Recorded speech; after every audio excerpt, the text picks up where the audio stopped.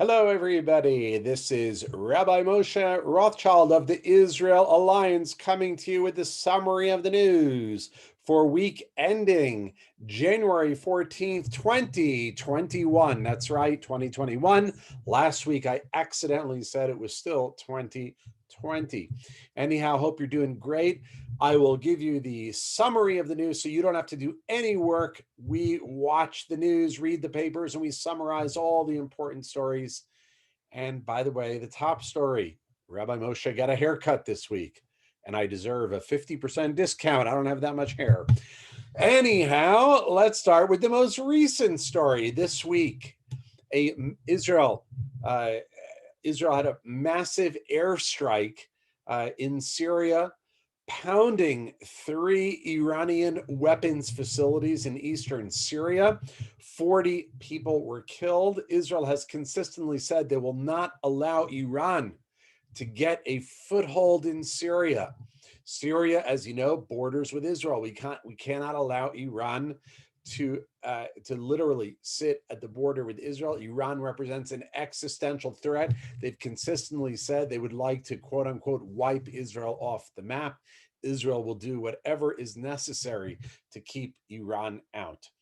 In a sad story, an IDF officer was found shot to death in the Judean forest near Mount Hebron. If you remember last month, a Jewish woman, Esther Horgan, was found dead in a forest in Samaria where she'd been bludgeoned to death by a terrorist. In this case, we don't know the circumstances of his death yet, but we will keep you posted if it is reported. Israel has been doing an amazing job at vaccinating its population, reaching 2 million out of 9 million in our quest to vaccinate the country. We are miles and miles ahead of anyone else. And of course, the Israel haters and bashers smear Israel, saying that we're not helping the Palestinians, we're not doing this, we're not doing that. They can't take it when Israel does something right. So, by the way, put your name in the comments below. I'd love to see who's out there and let us know what you're thinking. I love to see who's listening. This week, sadly, Sheldon Adelson passed away at the age of 87. Sheldon Adelson was the owner of the Las Vegas Sands, the Sands Corporation, a self-made billionaire, started literally with nothing.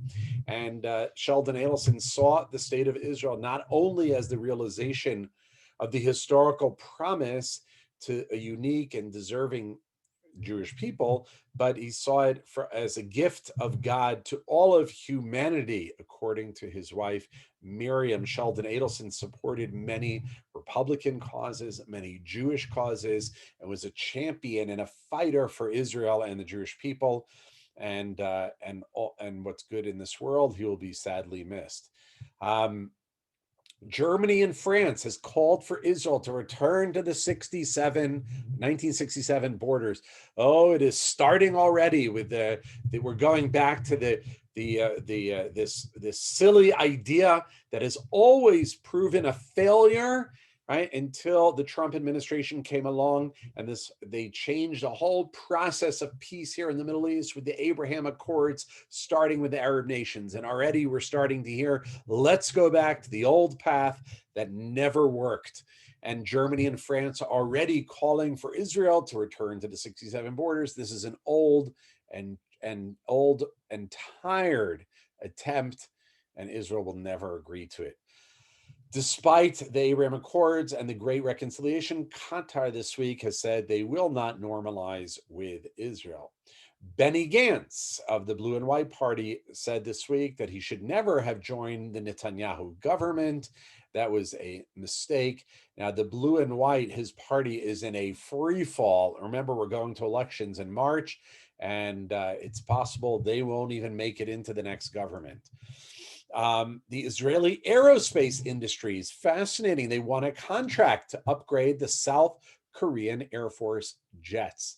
The contract was worth about $50 million. South Korea loves Israel because they became a country in 1948, the same year Israel did, and they really, really have a good connection to Israel. The Knesset, Israel's parliament this week, said goodbye to the U.S. Ambassador David Friedman in a special meeting. David Friedman, of course, was a Trump appointee, and with Joe Biden coming in, there will be a new ambassador. Excuse me. Netanyahu ordered 600 new homes to be built in Judea and Samaria, including 100 new homes in the town where this woman was murdered, who I mentioned before, Esther Horgan. And this is always the Zionist response to terror. You try to kill, and the response is, we will build more and more. So as I close out the news with a beautiful story, we know that Israel has honored what's called the righteous among the nations, who are non-Jews who helped Jews during the Holocaust, saved Jews. And this week, they surprised 95-year-old non-Jew, a righteous among the nations who is still alive, who saved 3 Jewish boys during the Holocaust. They surprised him and brought him a new scooter because he is having trouble walking. Beautiful story. Anyhow, folks, it's been a pleasure. And I want to say, wish you all Shabbat Shalom. Have a great week. And I want to announce we are launching the Israel Alliance trip to Israel. It will take place in March of 2022. That's just about 14 months from now. If you're interested, put it in the comments below, and we'll get you some more information. So Shabbat Shalom, and have a wonderful weekend, or whatever you call it.